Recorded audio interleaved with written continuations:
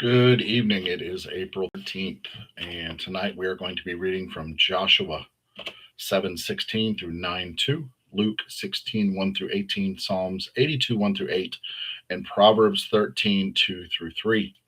Tonight doesn't look like it's going to take very long, so my guesstimation is about 15 minutes. So every night we like to say the Lord's Prayer. If you will join in with me, I would greatly appreciate it. Our Father who art in heaven, hallowed be thy name. Thy kingdom come, thy will be done on earth as it is in heaven. Give us this day our daily bread, and forgive us our trespasses as we forgive those who trespass against us. Lead us not into temptation, but deliver us from evil. For thine is the kingdom, the power, the glory, forever and ever. Amen. So, a study we're doing at church, we go to Rockbridge, and we have 6 campuses. It's a decent sized church, and we're in the local North Georgia, Tennessee area. And our pastor is doing a study on Coram Deo.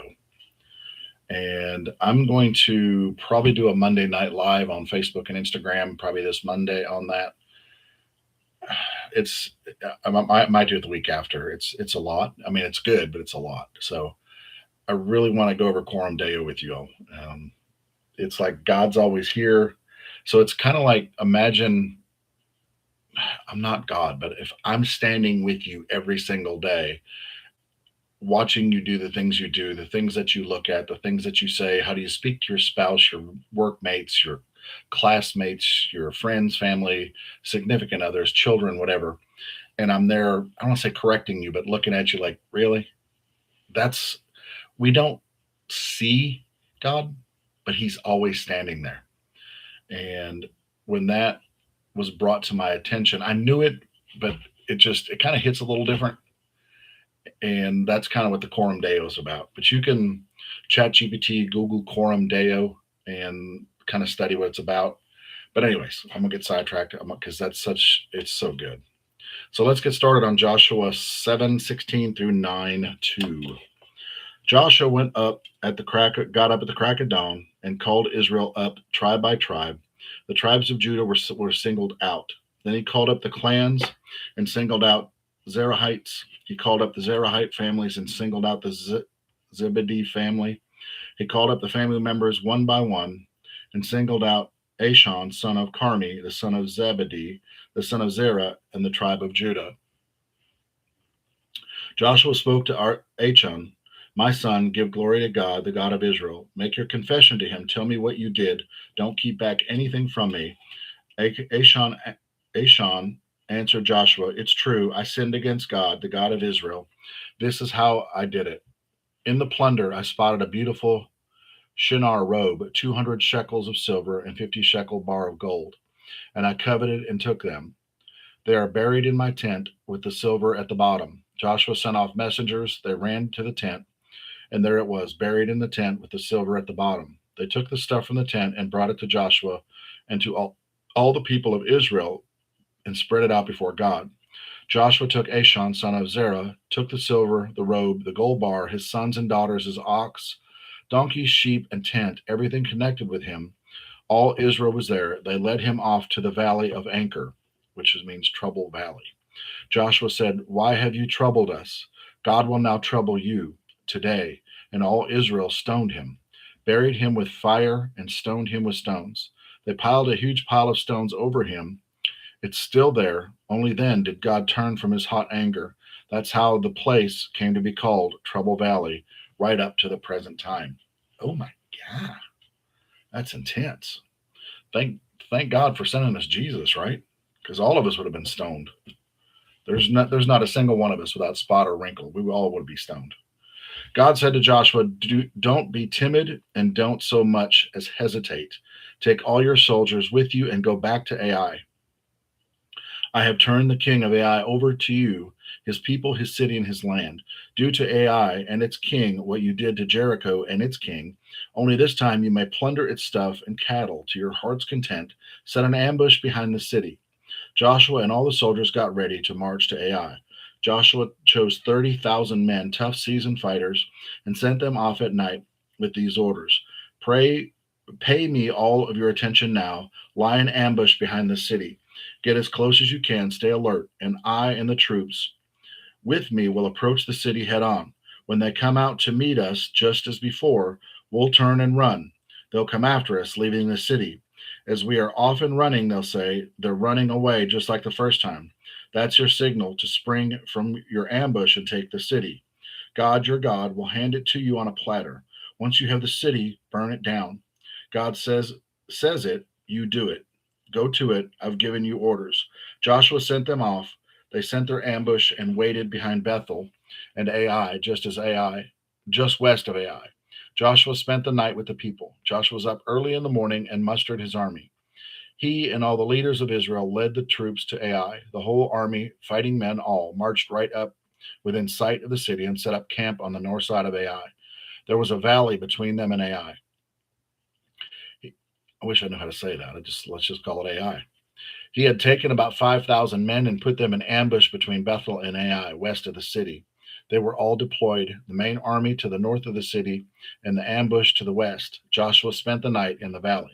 So it happened that when the king of Ai saw all this, the men of the city lost no time. They were out they were out of there at the crack of dawn to join Israel in battle. The king and his troops at a field en route to Arabah. The king didn't know of the ambush set against him behind the city. Joshua and all Israel let themselves be chased. They ran toward the wilderness. Everybody in the city was called to the chase. They pursued Joshua and were led away from the city. There wasn't a soul left in Ai and Bethel who wasn't out there chasing after Israel. The city was left empty and undefended as they were chasing Israel down. Then God spoke to Joshua, stretch out the javelin in your hand and towards Ai. I'm giving it to you. Joshua stretched out the javelin in his hand towards Ai. At that signal, the men in ambush sprang to their feet, ran to the city, took it, and quickly had it up in flames. The men of Ai looked back and saw the city going up in smoke. They found themselves trapped with nowhere to run. The army on the run toward the wilderness did about face. Joshua and all of Israel, seeing that the ambush had taken the city, saw it going up in smoke, turned and attacked the men of Ai. Then the men of the ambush poured out of the city. The men of Ai were caught in the middle with Israelites on both sides, a real massacre. Not a single survivor except the king of Ai. They took him alive and brought him to Joshua. When it was all over, Israel had killed everyone in Ai, whether in their fields or in the wilderness where they had chased them. When the killing was complete, the Israelites returned to Ai and had completed the devastation. The death toll that day had come to 12,000 men and women, everyone in Ai. Joshua didn't lower his outstretched javelin until the sacred destruction of Ai and all its people was completed. Israel did get to take the livestock and loot left in the city. God's instructions to Joshua allowed for that. Joshua burned Ai to the ground, a heap of nothing forever, a no place. Go see for yourself. He hanged the king of Ai from a tree. At evening, when the sun going down, Joshua ordered the corpse cut down, then dumped it at the entrance to the city and piled it high with stones. You can see that also. Then Joshua built an altar to the God of Israel on Mount Ebal.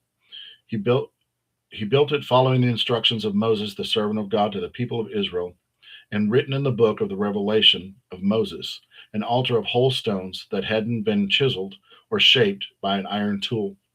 On it they offered to God whole burnt offerings and sacrificed peace offerings.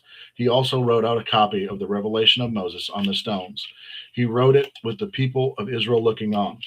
All Israel was there, foreigners and citizens alike, with their elders, officers, and judges standing on opposite sides of the chest, facing the Levitical priest who carries God's covenant chest. Half of the people stood with their backs to the Mount Gerizim, and half of their backs to the Mount Ebal, to bless the people of Israel, just as Moses, the servant of God, had instructed earlier. After that, he read out everything written in the Revelation, the blessing and the curse, everything in the book of the Revelation. There wasn't a word of all that Moses commanded that Joshua didn't read to the entire congregation, men, women, children, and foreigners who had been with them on this journey.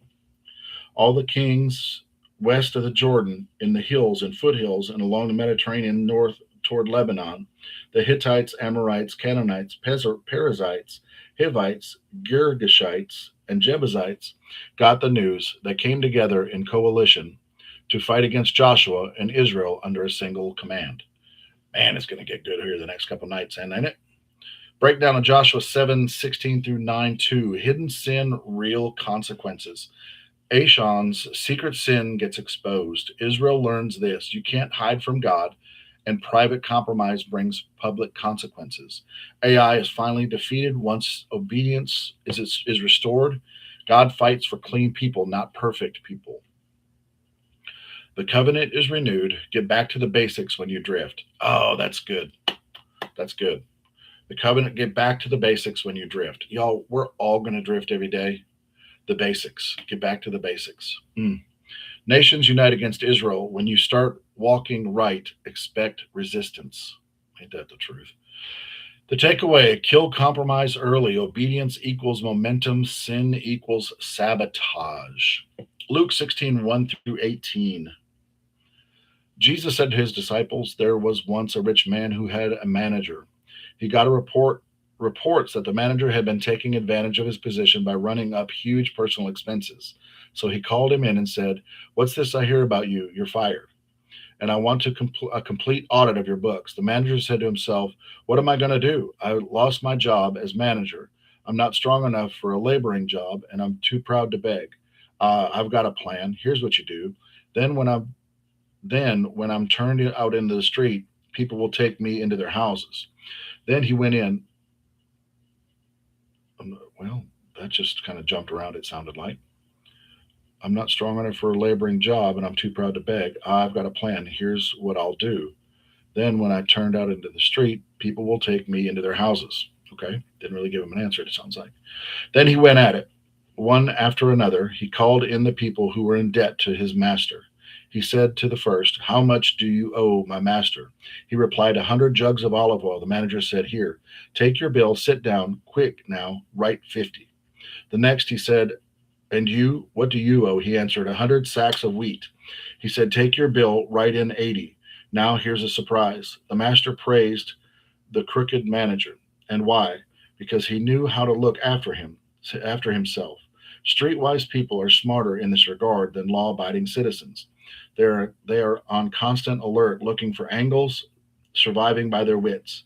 I want you to be smart in the same way, but for what is right, using your adversity to stimulate you to create creative survival, to concentrate your attention on the bare essentials, so you'll live, really live, and not complacency. Just get there on good behavior. Just get by on good behavior. Jesus went on to make these comments. If you're honest in small things, you'll be honest in big things. If you're a crook in small things, you'll be a crook in big things. If you're not honest in small jobs, who will put you in charge of the store? No worker can serve two bosses. He'll either hate the first and love the second, or he'll adore the first and despise the second. You can't serve both God and the bank. When the Pharisees, a money obsessed bunch, heard him say these things, they rolled their eyes, dismissing him as hopelessly out of touch. So Jesus spoke to them. You are masters of making yourselves look good in front of other people, but God knows what's behind the appearance. What society sees and calls momentum, that ain't right. Monumental, Lord. What society sees and calls monumental, God sees through the calls monstrous and calls monstrous. God's laws and the prophets climaxed in John. Now it's all kingdom of God, the glad news and compelling invitation to every man and woman.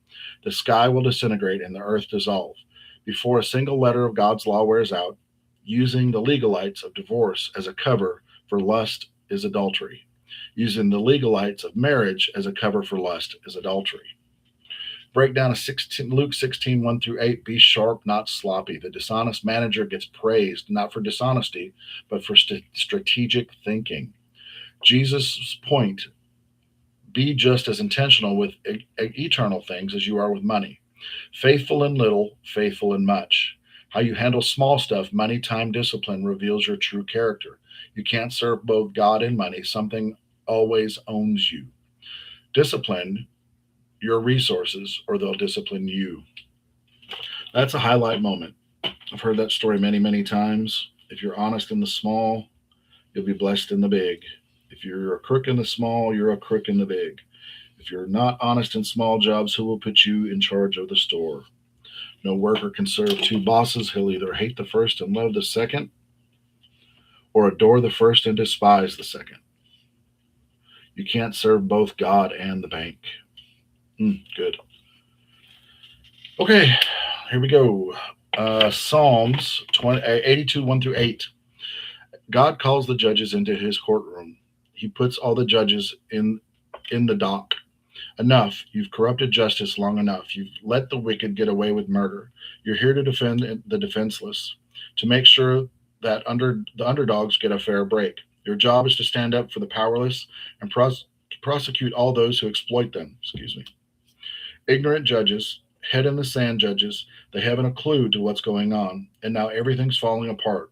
The world's coming unglued. I appointed you judges, each one of you, deputies of the high God, but you betrayed your commission, and now you're stripped of your rank, busted. Oh God, give them what they've got coming. You've got the whole world in your hands. Breakdown of Psalms 82, 1 through 8 says leadership accountability. God rebukes unjust leaders for abusing power and neglecting the weak. Authority is a test, not a privilege. Leaders will be judged for how they protect or neglect others. If you lead at home, business, or spiritually, God is watching how you steward people. My old job that I worked with at L'Oreal, my bosses were that. They were not good bosses. They were abusive, neglecting, um, just ugly human beings. It is what it is. God got me out of that for a reason. I'm grateful. Proverbs 13, 2 through 3. The good acquire a taste for helpful conversation. Bullies push and shove their way through life. Careful words make for a careful life. Careless talk may ruin everything. Breakdown of Proverbs 13, 2 through 3. Your mouth, your future. Good works produce good outcomes. Reckless words bring destruction. Self control in speech, protection for your life. If you can't control your mouth, you can't control your life. So maybe I spoke too soon, but not necessarily. Because in Psalms, there were some just nasty, ugly individuals that are still in, I won't say power. They're still managers today, and they don't deserve to be. But I, I let it go a long time ago. Guys, if no one told you today, I love you, and I appreciate you being a part of this. We're staying on track. We're about 4 months in, and 4 full months in. I appreciate you hanging out every single night. I love you. I love you. I love you. Have a better good night. We will see you tomorrow. It'll be April 14th. Have a good night.